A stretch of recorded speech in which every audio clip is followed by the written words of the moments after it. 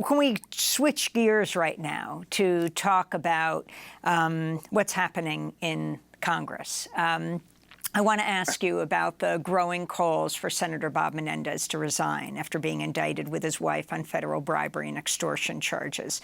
He was indicted Friday, accused of using his position to increase U.S. assistance to Egypt and to do favors for New Jersey businessmen in exchange for mortgage payments, a luxury car, bars of gold, thousands of dollars in cash. Second time in under a decade, Menendez has been indicted on federal bribery and corruption charges.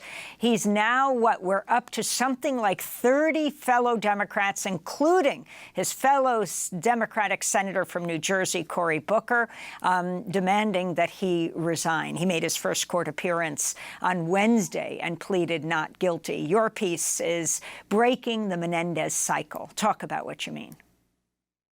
Yeah, so what happened in 2016, Menendez gets indicted at the end of the Obama administration. He goes to trial. And because the Supreme Court has so defined down public corruption and bribery, that case ends in a mistrial, and the Justice Department ultimately drops the charges. However, it was clear that there was a lot unseemly going on in that first case, very similar in terms of taking trips and getting gifts and things like that in exchange for some actions on behalf of the individual who was alleged to have bribed him.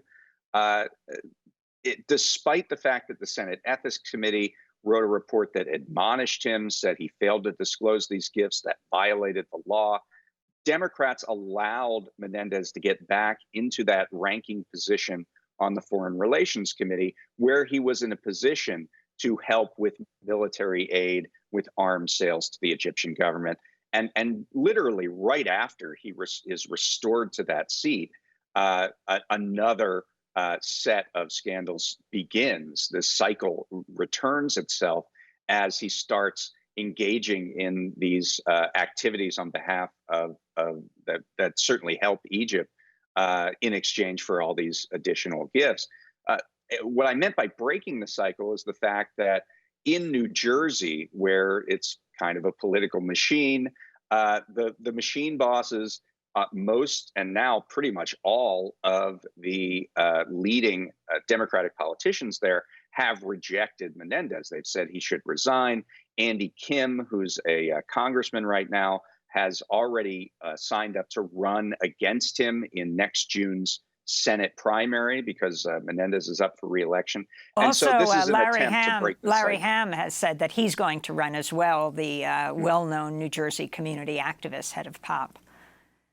Interesting. So there is this sort of shunning of Menendez within New Jersey, which is his power base. And so there's a possibility that this cycle that we see will not recur. But he's apparently speaking to the heads, to two members of the Senate today in their caucus meeting, and it'll be interesting to see what comes out of that. And what this could mean for the balance of the Senate next year if he hangs on. Well, certainly, because in 2018, when he ran against someone who had no money and no name recognition within New Jersey in the primary, he still got only about 60% of the vote. So there's clearly a large number of people within New Jersey who aren't that interested in Menendez, and the Democratic Senate arm had to spend about $7 million to ensure that he won the general election. David, so, we only have about a minute to go, and I do want to get to the possible, do you say probable shutdown, and what exactly this means. The definite shutdown that's going to happen. There's a solution readily available, 77 votes in the Senate for a clean, continuing resolution to fund the government. Kevin McCarthy knows it would get 350, maybe 400 votes in the House, doesn't want to do it because the small faction of Freedom Caucus members would then try to remove him from the speakership.